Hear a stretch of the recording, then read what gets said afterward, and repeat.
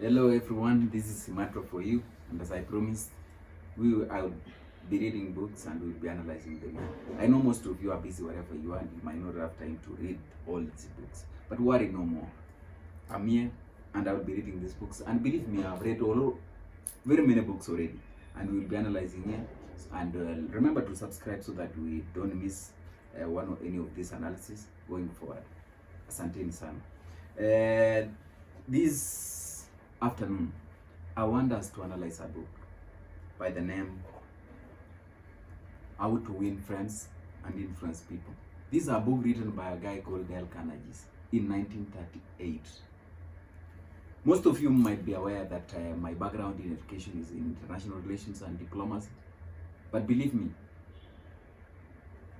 in my entire coursework, I've never seen a guy who has mastered human psychology like Dale Carnage.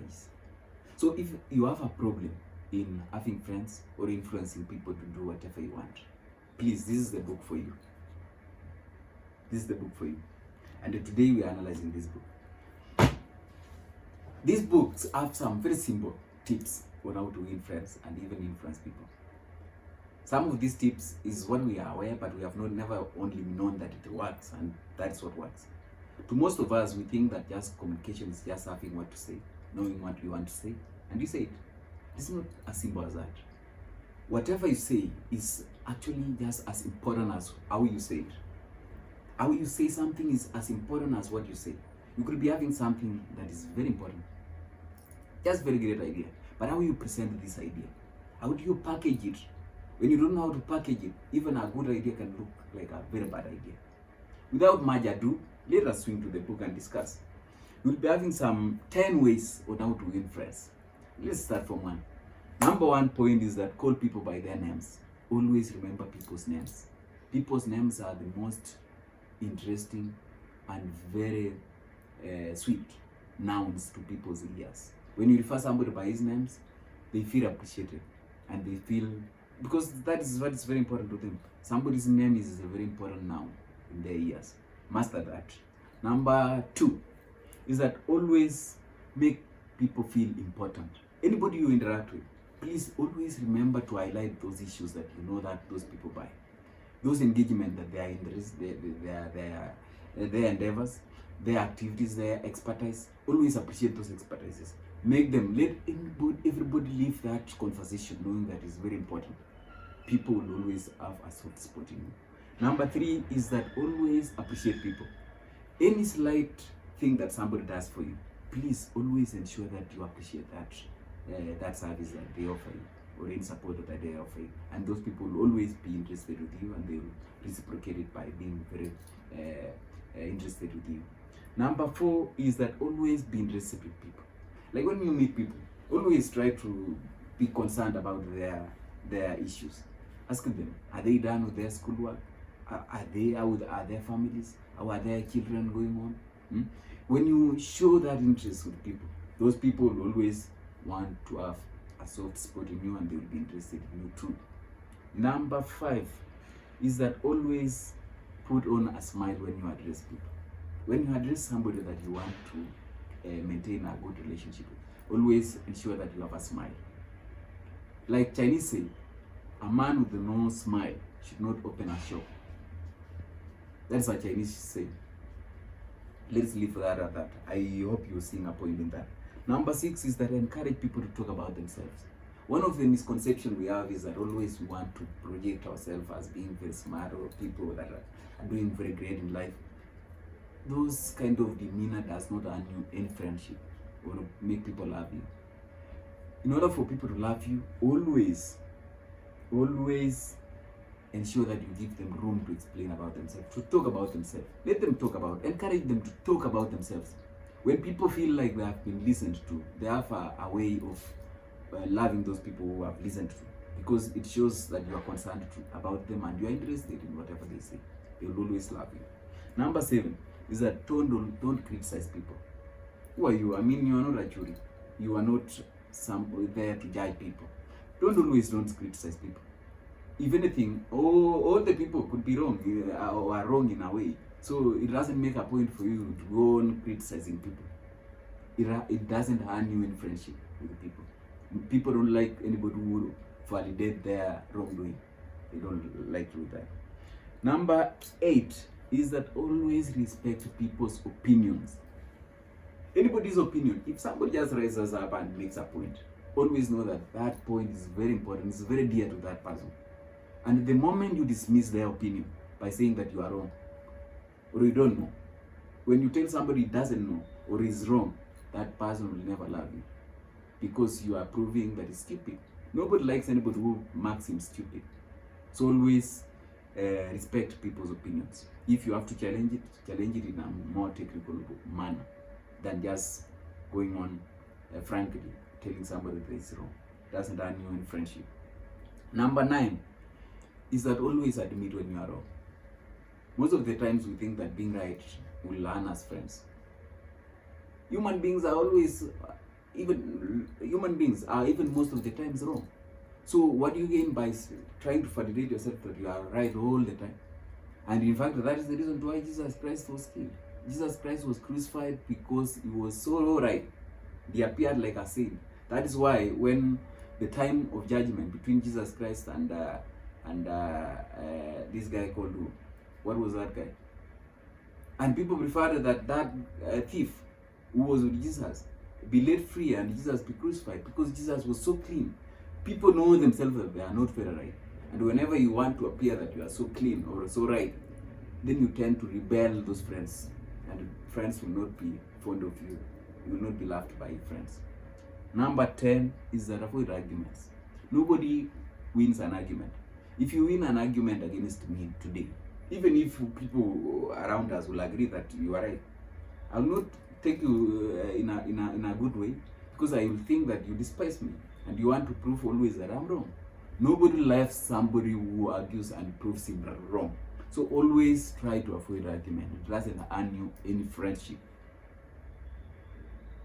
With that, let us now see ways of how to persuade somebody to do something that you want them to do for you or even for themselves. How do you persuade somebody? Most of the time we find ourselves in a difficulty of letting other people do whatever we want or even getting what we want from other people. So we have some quick 5 ways on how you can have your way or get whatever you want from people. Number 1, take on point, is that always talk in terms of the other person's interests. For instance, you want to take a shower and your wife had earlier requested you that she would want to be taken to a salon. So, and you want maybe, let us not even speak about shower, maybe you want to eat. You are feeling hungry and your wife wanted again you to take her to the salon.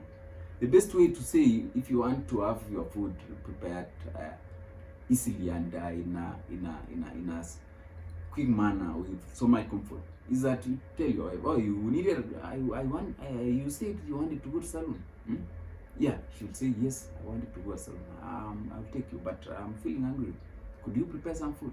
That lady will rush to the kitchen and prepare food because that is, she's doing it so that you can take her to the salon. That is now talking in terms of that other person's interest. Not just speaking that I'm hungry and I want to eat. No, you have to know whatever she also wants so that she will also ensure that she serves you what you want so that you can take her to wherever place she wanted also to go. Number 2 is that begin in a friendly way. When you want to persuade somebody, maybe you want to change somebody's mind, you always need to begin with a friendly way. You don't go, it will not earn you anything if you just go right away and try to tell that person whatever he wants to do. First of all is that you have to validate his point of view. First of all, try to show friendship between you and that guy. Show that you understand him and that he has a good understanding. So that whenever you try to change his mind, he takes you as a friend. Nobody listens to somebody who is not a friend to him. Like if 2 people comes to advise you have an enemy and a friend. Whom will you likely to listen to? Is it not a friend? That is why you always need to start in a friendly way. When you want to persuade somebody, always show that he matters to you and he has a good understanding. Always validate that person's thinking so that you will take you as a friend and you will listen to you. Number 3 is that always try, as much as you want to persuade somebody against something, but always try to see things from that point of view that the person you're persuading is standing on or is having his perspective. Always try to understand. Whenever he understands that you actually understand his way of thinking, then you will likely change his mind towards yours too, because first of all you have shown that you understand his perspective, so you will also want to join you in your own perspective. That's point number 3. Point number 4 is that sympathize with people's needs. Whenever somebody is sticking to a certain perspective, it's because that perspective seems to serve his needs better. So it's also good to understand that whatever that person is interested in is very important to that person. Don't just rush and telling somebody, no, leave that, let us take this idea. No, you first of all need to know that what is the needs of this person? What does this person need? So when you understand his needs now, then you validate those needs as credible needs that actually is worth pursuing. Then now you give that person an alternative on how these needs could be served better.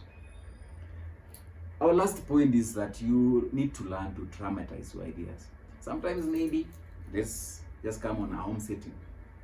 Like your wife always is fond of putting so much salt into your vegetables. You've tried to persuade her against that excess salt, but she doesn't seem to get it. What do? Would it make a difference if you take a plate of vegetables one evening and you drop it down, let break without vegetables? Would it make maybe a lasting impression, and that lady will not forget about putting more salt in that food in the coming days? Think about it. It can work wonders, rather than just always trying to tell her, oh, honey, you putting so much salt. Oh, honey, you putting so much salt. You dramatize. Break the one plate, and you will see a change in your food. Thank you so much for that ideas. I don't know what you think, but I'm waiting for your opinions. Please subscribe. Always leave comments, and remember to share so that we continue this conversation moving forward. Thank you so much. Asante.